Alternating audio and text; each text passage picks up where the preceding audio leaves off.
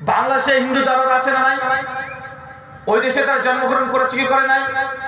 কেন তাহলে বাংলাদেশের হিন্দুরা একথা বলে না বাংলাদেশ মাতা কি জয়? বলে দেখে জেনে পর্যন্ত আমেরিকাতে হিন্দু দাদার আছে না নাই? তো তারা ওই দেশে জন্মগ্রহণ করছে, কেন আমেরিকার মাতা কি জয় এই স্লোগান কেন দেয় না?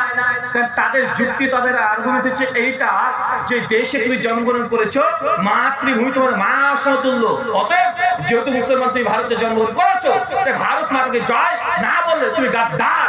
তো পাকিস্তানের হিন্দু দাদারা, বাংলাদেশের হিন্দু দাদা নিজের দেশকে মা বলে তো সম্বোধন করে না, বলে নাকি মাতা কি জয় বলে নাকি?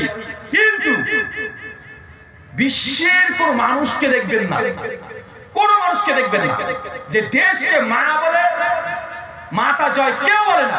কোন খ্রিস্টানকে দেখেছেন যে আমেরিকা মাতা কি জয় বলছে, ভ্যাটিকান সিটি কি জয় বলছে? না। শুধু ভারতবর্ষের হিন্দু দাদারাই কেন ভারত মাতা কি জয় কেন বলে?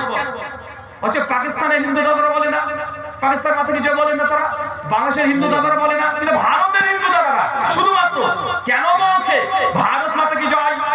दाल में कुछ काला है, काला नहीं है बल्कि पूरा दाल ही काला है।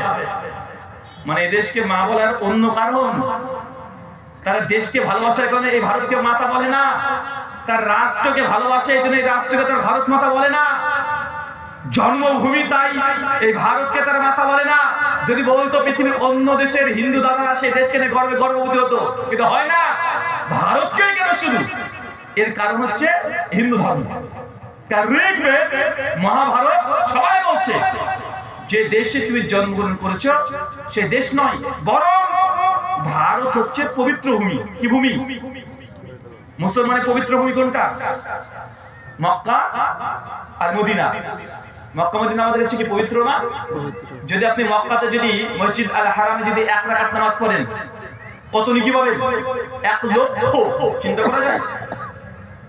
1 রাকাত নামাজ পড়লে 1 লক্ষ রাকাতের নেকি পাবেন।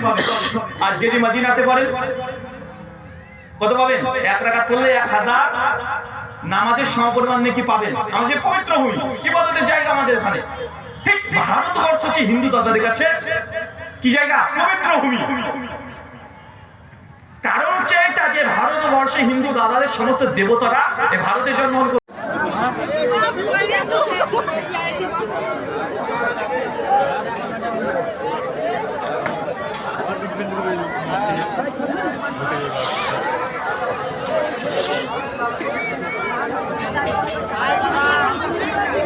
হাই,